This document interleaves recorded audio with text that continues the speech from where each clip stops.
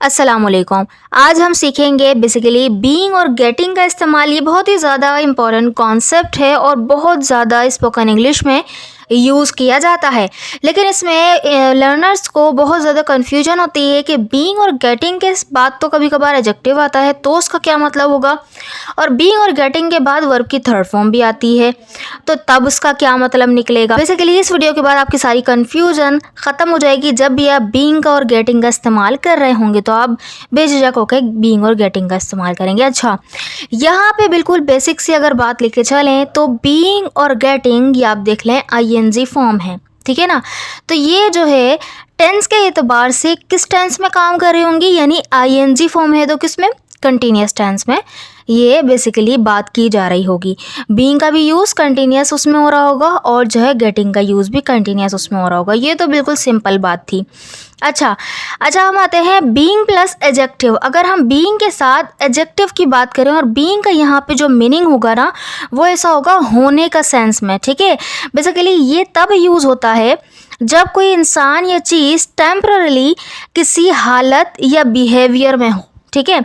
जैसे अगर हम बोले यू आर बीइंग रूड, तो मैंने आपको बोला कि कंटिन्यूस टेंस में होगा, तो इसमें क्या करेंगे, सब्जेक्ट के बाद इस एम में से कोई एक आएगा, देन बीइंग आएगा और बीइंग के बाद एडजेक्टिव आ जाएगा।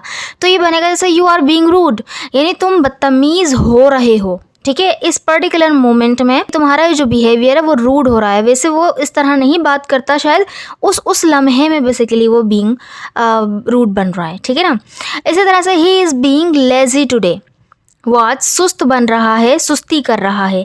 वैसे वो सुस्त होता नहीं है, वो बहुत फुर्तीला है, लेकिन इस वक्त इस लम्हे में बन रहा है। हाँ, आपने देखा इन सेंटेंसेस में बीइंग किसी टेम्पररी एटीट्यूड को दिखाता है। ये परमानेंट हैबिट नहीं होती कि वो ऐसा ही है, सही है ना। अच्छा, फिर आ जाते हैं हम गेटिंग प्लस एडजेक्टिव पे। तो ये बेसिकली तब यूज़ होता है जब किसी चीज़ या शख्स की कंडीशन या फीलिंग में तब्दीली आ रही हो, ग्रेजुअली तब्दीली आ रही हो, यानी कि चेंज हो रहा हो। जैसे कि इट इज़ गेटिंग डार्क, मतलब अंधेरा हो रहा है। पहले दिन था और दिन से अंधेरा होता जा रहा है, यानी रात होती जा रही है। तो आहिस्ता ऐसा है, थोड़ा सा अंधेरा होता है, फिर होते होते होते बिल्कुल अंधेरा हो जाता है। तो इस तरह से एक जो है पर्टिकुलर चेंज आ रहा है, कैफियत में तब्दीली आ रही है, ठीक है, हालत में बदलाव आ रहा है। तो इट्स गेटिंग डार्क, यहाँ पे भी सिंपल यही होगा, मीनिंग यही दे रहा होगा, लेकिन ग्रेजुअली चेंज आ रहा हो, जबकि वहाँ पे उस पर्टिकुलर मोमेंट में कोई इंसान कुछ बन रहा है, ठीक है ना। शी इज़ गेटिंग टायर्ड, यानी वो थक रही है। तो वो जब काम करती जाएगी तो थकती जाएगी, इस तरह का ये सेंस है, ठीक है। अच्छा, ये दो सेंटेंस आप बना के कमेंट बॉक्स में लिखें कि वो मेहरबान बन रही है, यानी काइंड बन रही है, और मुझे भूख लग रही है, ठीक है। तो ये दोनों सेंटेंस को आप बनाकर ज़रूर कमेंट बॉक्स में लिखिएगा। तो एक ने बेसिकली बिहेवियर में तब्दीली को बताया और एक ने किसी हालत की तब्दीली को बताया है, ठीक है। तो ये इसके अंदर बेसिकली डिफरेंस है बीइंग और गेटिंग का। अब आ जाते हैं बीइंग प्लस वर्ब की थर्ड फॉर्म और बीइंग गेटिंग प्लस वर्ब की थर्ड फॉर्म। सो अगर आप यहाँ पे देखें, ये जो बीइंग है ये पैसिव का काम करेगा। कंटिन्यूअस टेंसेस के पैसिव वॉइस सेंटेंसेस के लिए यूज़ होगा, जहाँ पर सब्जेक्ट जाहिर नहीं होता बल्कि ऑब्जेक्ट को ही हम उसके ऊपर काम हो रहा होता है, यानी किसी चीज़ पर काम हो रहा हो। तो जैसे इसका स्ट्रक्चर क्या बनेगा, सब्जेक्ट के बाद इज एम आर अगर प्रेजेंट में है, वॉज वर्ब पास्ट में, और फिर बीइंग के बाद वर्ब की थर्ड फॉर्म आएगी। तो मतलब होगा कि कोई चीज़ की जा रही है। जैसे the car is being repaired, मतलब गाड़ी की मरम्मत की जा रही है। अब कौन कर रहा है, मैकेनिक कर रहा है, यहाँ पे हमने जाहिर नहीं किया, ठीक है ना। तो यहाँ पे हमने ऑब्जेक्ट को बताया कि उस ऑब्जेक्ट पर काम किया जा रहा है, गाड़ी की मरम्मत की जा रही है। इसी तरह से the house is being cleaned, घर साफ किया जा रहा है, ठीक है। तो यहाँ पे सब्जेक्ट खुद काम नहीं कर रहा बल्कि काम उस पर हो रहा है, ठीक है ना। तो यहाँ पे सब्जेक्ट बन जाता है ना, ऑब्जेक्ट ही। तो यहाँ पर पैसिव सेंटेंसेस में यही होता है कि वो जो सब्जेक्ट होता है उसी पर बेसिकली काम किया जा रहा होता है, सिंपल।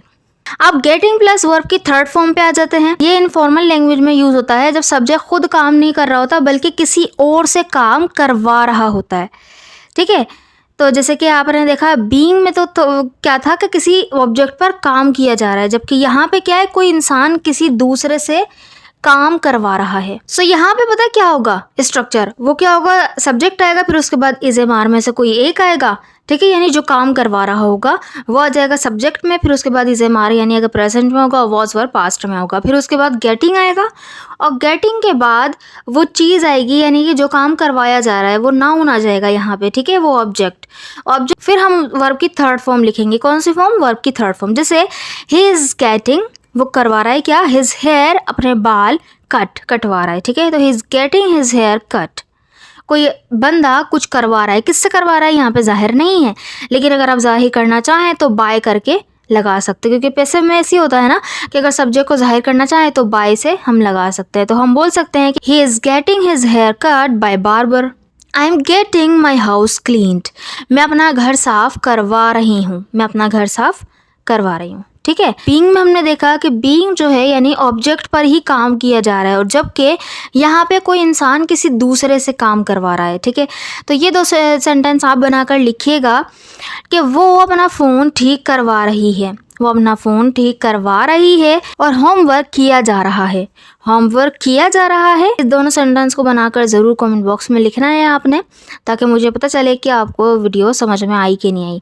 अच्छा, अगर आप बहुत अरसे से इंग्लिश सीख रहे हैं लेकिन स्पीकिंग करने के लिए आपके पास कोई प्लेटफॉर्म नहीं है, कोई पार्टनर नहीं है, तो हमारे स्पोकन इंग्लिश क्लब को ज़रूर ज्वाइन कीजिएगा। वहाँ पे आपकी डिबेट करवाई जाएंगी और जो है डिस्कशंस होंगी अच्छे टॉपिक्स पर, और टॉपिक्स पर कॉन्वर्जेसन होगी। तो वहाँ पे आप आराम से अपनी स्पीकिंग की हेजिटेशन को भी दूर कर सकते हैं, क्योंकि वन ऑन वन वहाँ पर ये बात हो रही होगी, ठीक है। तो कोई हेजिटेशन वाला मामला भी नहीं होगा, आप आराम से वहाँ पर प्रैक्टिस कर सकते हैं और आपको बताया जाएगा कि आप किस तरह से चीज़ों को इम्प्रूव कर सकते हैं, और फिर वोकैबुलरी वगैरह भी आपको बताई जाएगी और वो शेयर आपसे की जाएगी, ठीक है।